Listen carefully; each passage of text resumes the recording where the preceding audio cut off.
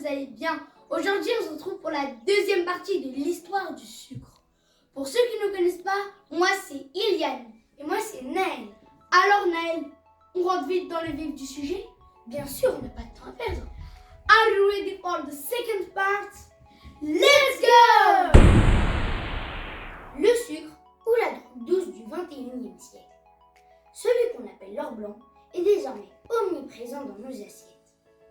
Mais comment est-il arrivé à se rendre si indispensable? La quantité de sucre vendue a explosé. Elle est passée de 1 kg par an et par personne au milieu du 19e siècle à 35 kg de nos jours. Mais attention, il est important de ne pas faire l'amalgame, car ces chiffres ne reflètent pas la quantité de sucre consommé, mais vendu sur le marché. À votre avis, comment le sucre nous fait du bien? Le sucre génère du plaisir sur le moment en provoquant une sécrétion de dopamine dans le cerveau, la fameuse hormone du plaisir. Cette sécrétion procure une sensation de bien-être. Sur l'instant donc, on se sent bien, très bien je dirais. Mais si le sucre entraîne la libération de l'hormone du plaisir à court terme, on constate que notre organisme a besoin de plus en plus de quantité pour ressentir le même besoin. Ce qui explique l'apparition de comportements addictifs. Le sucre diminue aussi le stress à court terme. Il va favoriser le sommeil et les coups de barre. Il apaise la douleur sur l'instant. Et il calme les émotions. Par contre, il existe de nombreuses façons d'augmenter son niveau de dopamine ou de diminuer son niveau de cortisol, hormone du stress. Et ce, naturellement. La manière la plus simple est de faire du sport. Ou, autre conseil, riez. Et oui, rire possède de nombreux bienfaits comme celle de la production d'endorphines, hormone qui va favoriser à la fois le bien-être, la détente et diminuer les douleurs. Maintenant, je vais vous parler des dangers du sucre. Le sucre agit sur le cerveau comme une drogue, entraînant un cercle vicieux.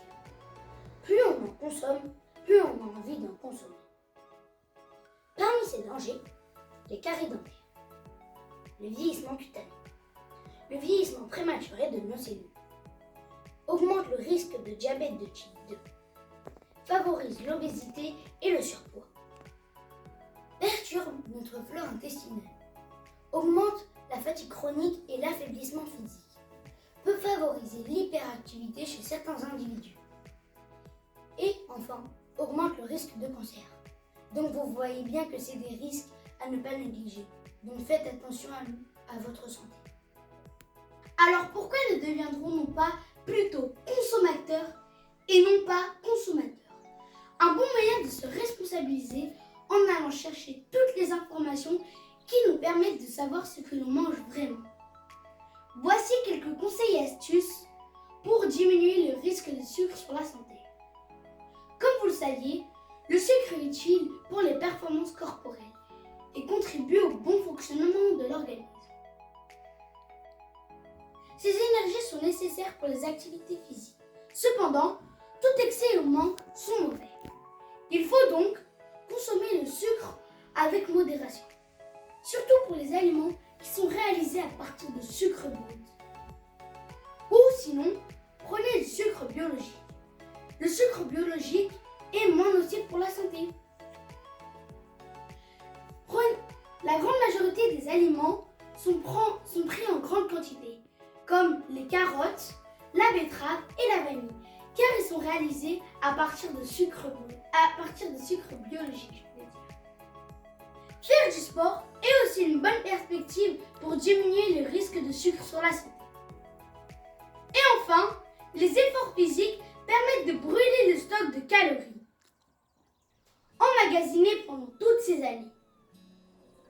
Après les calories brûlées, celle-ci devient une source d'énergie. On arrive à la fin de la vidéo, on espère qu'on a été à la hauteur de vos attentes. Si cette vidéo vous a plu, n'hésitez pas à bombarder les pouces bleus et d'activer la cloche de notification pour ne rater aucune de nos prochaines vidéos. Et surtout de vous abonner bien sûr. À un prochain